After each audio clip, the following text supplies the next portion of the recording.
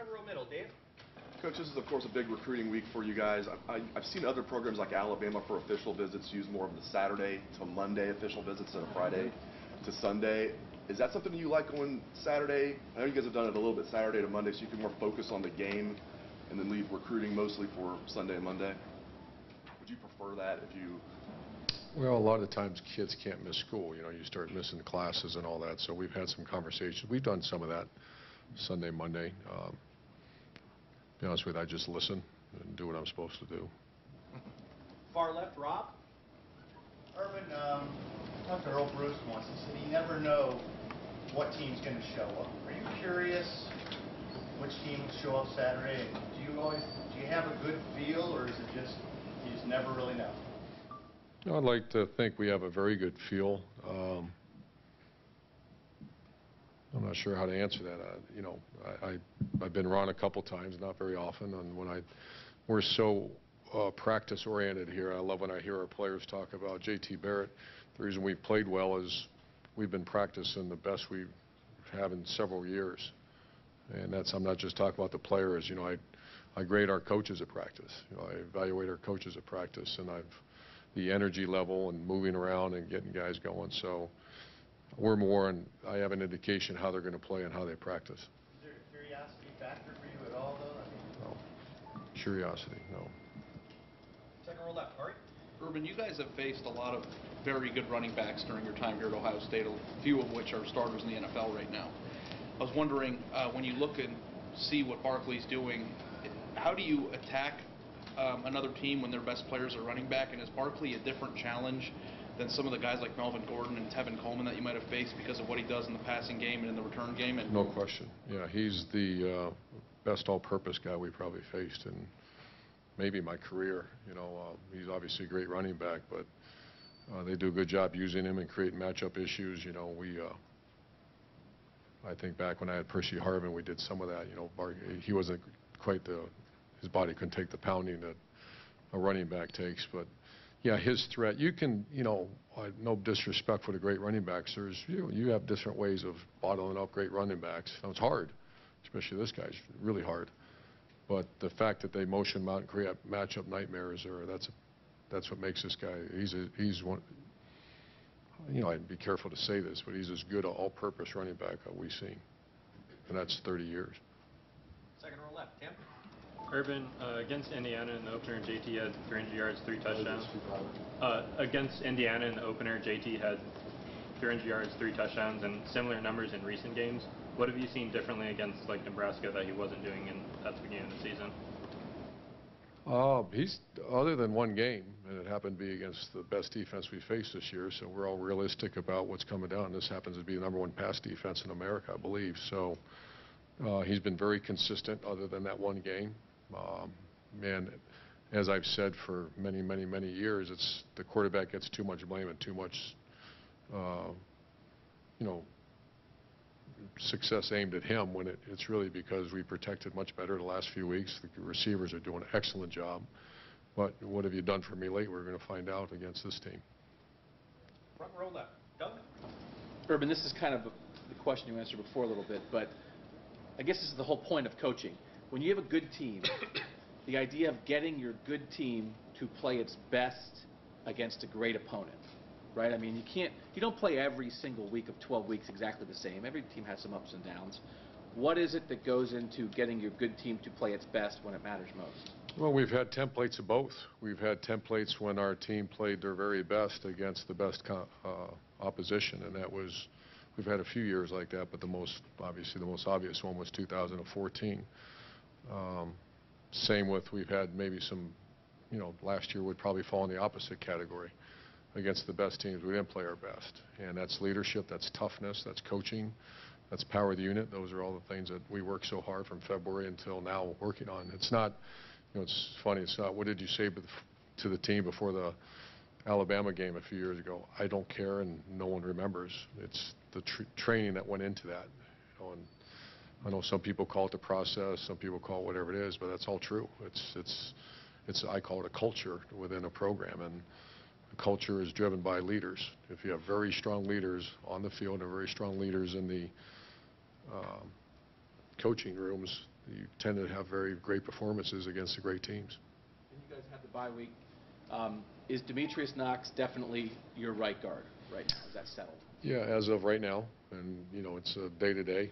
And I'd like to think that there's other guys in this program going to keep swinging and fight as hard as they possibly can for that spot. He did great at winter. This will be a hell of a challenge this week. Front row right, Austin. Urban, to go back to Barkley and also with some inconsistency you've had on kickoff, does that influence your thinking, or do you feel better after what maybe you saw during the bye week practices?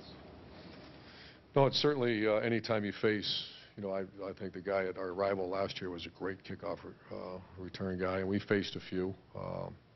The better I feel about them, then the more challenge I'm in. I feel great, other than a couple bad ones, and a lot of it's been the placement of the kick, so we've adjusted that, and it's changed. So, what's the definition of insanity? Keep doing the same thing over and over again, expecting different results. So we're working extremely hard on that. Throughout your career, have you found revenge to be a good motivating factor, or indifferent to that sort of thing when you lose to a team the year before? I've seen both, and we haven't decided. I kind of listen and watch, and sure, I think you're talking about 18, 19, 20-year-olds. Yeah, we've used that quite a bit. And other times you move on. Front row middle, Bill. You have the kind of the opposite situation of last year. Last year you had the back-to-back road games, Wisconsin and Penn State. They're facing a little bit the opposite. You're coming off the off week.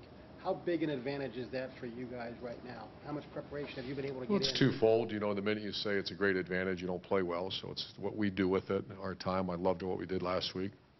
This week remains to be determined. We got to do a good job practicing the heck out of them, but yet be fresh.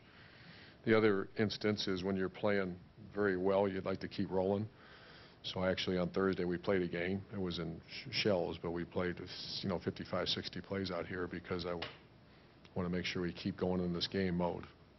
And where did you watch the Penn State-Michigan game, and what were your impressions? I was home, and I think that we're playing a very good team. Third row left, Dan. Mike Weber, it looked like he might have injured his hand or wrist or something in the previous game. Is he all good to go? Yeah, he's good. We're just he's wearing a little brace on it, but he's good to go. You mentioned a couple weeks ago on the radio show that Demario McCall was a guy that maybe you were still looking for a medical red shirt for. What's his status right now? It's to be determined. We're not. He's available as is, and we're going to see. He's not full speed, so that's week to week as we keep moving forward. But he's not full speed yet. Second row middle, Ryan. You've been really successful over the course of your career in games after bye weeks. I'm just wondering, over the course of your career, has your approach of how you've handled that bye week changed at all? And sure. Does it change when you're facing an opponent like this? Sure. If you have, I remember one year, we had a really bad team, and we went out full pads for 5 straight days and practiced and got better. I've had very good teams where we're very mature and we backed off them a little bit. So yeah, there's no template. It's depends on the team. Front row right, Tim. Yeah, Urban, 2 things. You were asked a while ago where you watched the game, how your reaction to it, but as you watched what they did defensively against Michigan, what just jumped out at you about the way they came after Michigan? They just come after you. They're very aggressive with their, the defensive line is not a read and react. They're up the field, and they were, they menaced, the team up north. They were all over the place. Number 40 especially, is he their wild card guy? Cabrenda, what just jumps out at you when you see him on video? A great player. I see, that the combination of him and that defensive line, like any very good team, that's what you notice right away is the explosiveness of the defensive line and a guy like number 40, great player. The 3 main guys, Paris Campbell, Jamarco Jones, Jalen Holmes, where do they stand right now are they ready to go? What's just they're playing. Yeah, they're playing? Yeah. Okay. And far left, Matt. You offensively like to put stress on defense, but there's so much attention paid to Barkley, but the passing game of Penn State and Sorley, how much of a challenge is that going to create for you defensively? Yeah, he'd probably be the first one to tell you. I don't know anybody. He'd be the first one to tell you and tell him the tight end, the receivers, and he's a product of some really good players. He threw a couple of jump balls up, and they have very good personnel. They've done a nice job developing and recruiting good personnel. And for your guys, you were at Austin asked you about revenge. Does that even affect? This is such a big game. It's number 2 versus number 6. Sure it is. You have to you have to figure you're dealing with youngsters, Sure. Is revenge a motivator? Hell yeah, it is. Now, I'm not saying this will be it, but there's times where we've used it and we look silly using it. There's other times that worked. I don't know yet. That's Monday, Tuesday, Wednesday isn't about that. That's about execution of a game plan and focus. And final question, fourth row right, Jared. Urban, similar to the question Matt asked, watching them Saturday night, they really challenge linebackers, it seems, because of Gesicki as a threat. Barkley can catch the ball out of the backfield. The quarterback can run it. Can you explain a little bit of how much they stress linebackers when they try to get everybody in space and how difficult that is for the defense? Well, a lot of those are run plays when you see a little bit like what we've done with JT, that they're run plays and then they're, the catchphrase is RPOs, run pass options. And the quarterback has to be a very good decision maker, yet he's got to have very good players. So this will be, this is one of the top offenses in America. And what makes it so good is, first of all, you can run that offense with bad players, and so very good players and a very good scheme that puts defense in a lot of stress. Great. Coach, Thank you you. very much.